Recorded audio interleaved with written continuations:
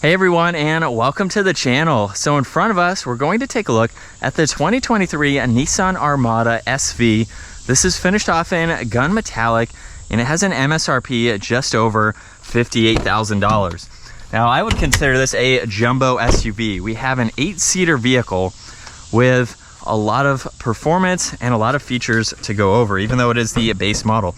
So underneath, this is powered by a 5.6 liter naturally aspirated V8. It's paired to a 7-speed automatic transmission, pumps out 400 horsepower, 413 pound-feet of torque.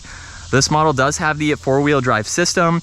It'll do 0 to 60 in 6.5 seconds, even though it weighs just shy of 6,000 pounds. Top speed is 118. And as far as fuel economy goes, you're looking at 13 miles in the city, 18 out on the highway, running off a 26-gallon fuel tank. Now, as we work our way to the exterior styling, like I said, being the SV, it's a little bit more basic. However, this still gets adaptive cruise control. Sensors located in the lower section there, Nissan badge up top. Chrome surrounds most of the grille, which is finished off in gloss black. There's parking sensors up front. Even LED headlights, DRLs, and turn signals. I really like the curved design that they have with the bodywork that protrudes right in the middle. Fog lights are in the lower section with more of that chrome. And then there's dark gray trim right in the middle. What's also cool to notice is that the outside section of the grille surround works its way to the same lines on the hood. So it's nicely integrated together. For the side, basic set of wheels, 18 inches with that multi-spoke design. There's a chrome trim piece just above that. Two-tone on the side mirrors with the turn signal. No sunroof for this massive SUV, which is very interesting. Really cool though for the fender arches, which poke out a little bit. They are built in to the side steps there. And then in back, body colored spoiler up top with the third brake light. There's the wiper blade. This has LED taillights. More of that gray trim right in the middle with some more parking sensors. It has a backup camera, of course.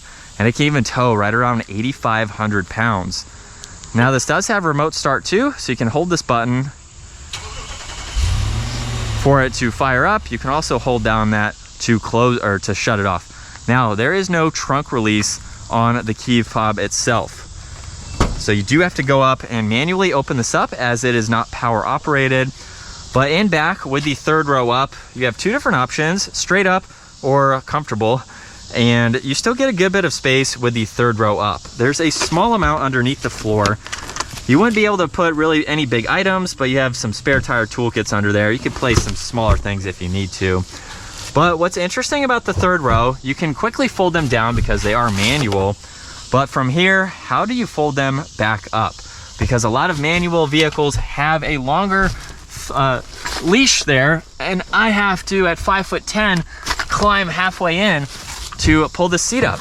Very interesting that how short this is. It should go all the way down to make that much easier. At 5'10", I had my feet off the ground to even reach that. But moving on to the back row, looks like I locked it. So I do have to go in and unlock it. Maybe there's a setting to do all four, I'm not sure. Door panel is covered in leather. Has a really nice design to it. Matches nicely with the leather seats, of course. What I do like though, we have that 60-40 split for the second row there, so that way you can easily work your way into the back. At 5'10" though, it's a little bit on the uncomfortable side. My knees are pretty high up. I do have a good bit of headroom. With it in the comfortable position, I could ride around town. So I don't really have that many complaints. Good bit of foot room too, if I needed to be stuffed in the back. And then moving to the second row, can quickly fold that back up. We have the grab handle on the side step, storage pockets. You can even gain access to the center armrest from the back, which is pretty cool to see. All the climate adjustments too, plenty of legroom, plenty of headroom, and the seats do recline just to make it a little bit more comfortable. Now you have the armrest with cup holders in the middle, and I am very shocked to see no sunroof, but you still have a good bit of light that gets into this. And so looking at the front door panel, just like the rear, you have all the window adjustments, side mirror adjustments too. They are power folding, which is nice to see. Let's fire this back up though. And a steering wheel is leather. This has cruise and adaptive cruise even the lane sensing that you can go into. You have your Bluetooth and voice commands, tuning, volume, and these will go through the info for the gauge cluster. Left side is tach and engine temperature, right side is miles per hour and the fuel level. And then you can scroll through all of this. You have a lot of settings that you can also go into and configure as needed. And then you can look at the compass, you have your fuel, music, some other gauges too. So it's a good bit of info to go through. Left side, you have another safety sense control and some blanks. And then right in the middle, infotainment system is touchscreen, so you can use that, of course. We have the split style, which you can see on that right side there. You also have a few customized settings in the home screen, and you can even use everything down below. So if you don't want to use that as a touchscreen system, you can just use that dial to further go through everything. We have power and volume, tuning, a few other audio adjustments, and then all the climate adjustments are nicely laid out, including the heated seat controls, and you do have the rear climates, which you can easily adjust from up front. Now, here's an interesting thing to note. Check out this trim piece right here. It's actually a door for the wireless charging pad, which is all the way in the back. There's a 12 volt and some auxiliaries on that right side. Very interesting to see that. We have a trailer braking system, four-wheel drive controls, along with tow, snow, and traction control. Two cup holders are on that right side, and then we do have the backup camera, and you can also shift using plus and minus as needed. We'll take a look at the center armrest from this angle, and then the glove box has a good bit of space as well. Sunglass holder up top with a few lights there, and a good bit of visibility.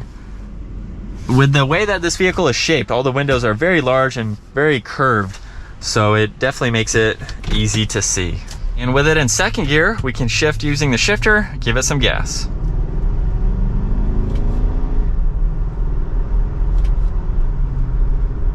Pretty good for this type of vehicle. You're not really going to use this shifter much. Maybe if you're towing, or if you are in the four-wheel drive system, for some reason you need to hold a gear.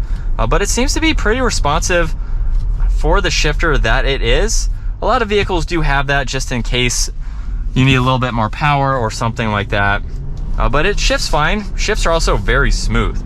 For a big SUV like this, you can't even feel the downshifts, which is pretty cool.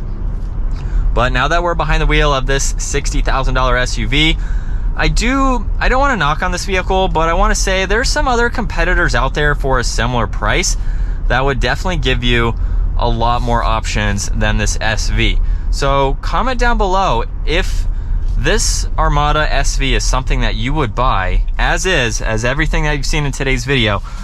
What are your thoughts behind that with some of the tech features that it might be missing over some other competitors that even would have ventilated seats up front, for example, or heated and ventilated second row seats for a similar price?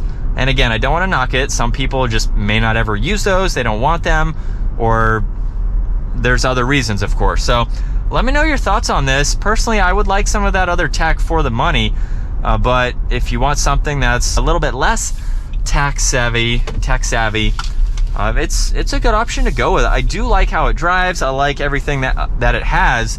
It just, for me, I would go with a higher trim level, I guess, is basically what I'm saying. So it is cool that you do have different trim levels, but for the price, you can get a lot more features. So let me know your thoughts on that. But other than that, I do think it's nice. It's functional for the type of vehicle that it is, and if this is all you're looking for, basically. But that will wrap it up for the 2023 Nissan Armada SV. Once again, huge shout out to Carolina Auto Direct for providing this jumbo SUV for me today. Check out their website, give the video a huge thumbs up, and consider smashing that subscribe button so you don't miss out on our daily uploads. I will see you all in the next video.